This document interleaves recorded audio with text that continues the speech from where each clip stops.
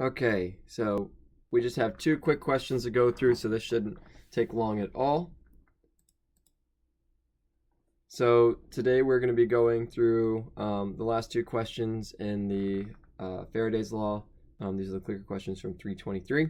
So the first one is, what is the direction of the magnetic field at the point P shown in the image below?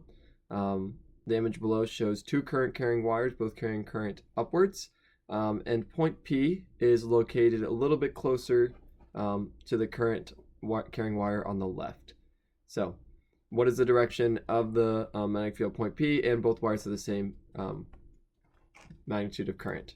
So what we're going to do is we're going to do a right-hand rule for both wires. So let's start with the wire on the left. We want to find the direction of the magnetic field at point P, so we put our thumb up. We point our fingers to the right at point P, and we swing them 90 degrees. And you see here that it is into the board. So I'm going to label these real quick. We'll call this wire 1 and wire 2. So the magnetic field at point P due to wire 1 is going to be into the board. Then we do wire 2. Point our thumb up. Point our fingers at P, which is to the left now. And you swing them 90 degrees and you get a magnetic field that is out of the board. Now, you may think that they just add up to 0, but this is where you need to remember that the distance matters. The magnetic field due to a current carrying wire, an infinite current carrying wire, is mu naught I over 2 pi r.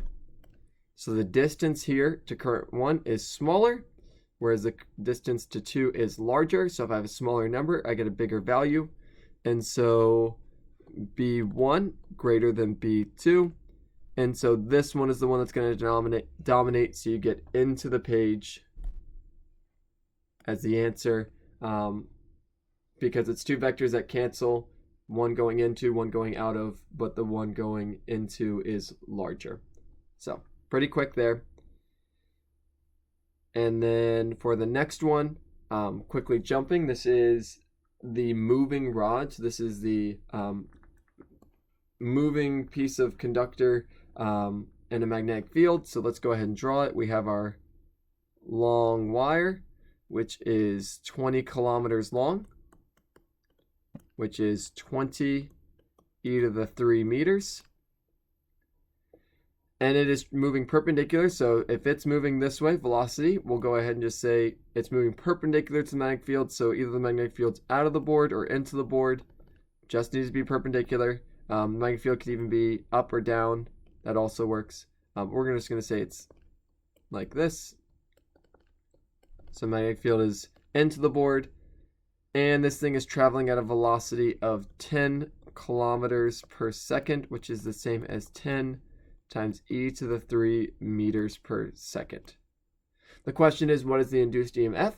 And so we remember from last class, it's actually in the slide right before this, that the EMF is just the magnetic field. This is if they're perpendicular to each other, which they are. So see, assuming B and V are perpendicular. So B, magnetic field it's in, times the length of whatever the wire or rod is, times the velocity it's traveling. So very quick kind of problem to do. B times L times V. So you get 5 e to the minus 5 times the length of it, which is 20 e to the 3, times the velocity, which is 10 e to the 3. You plug all of that in.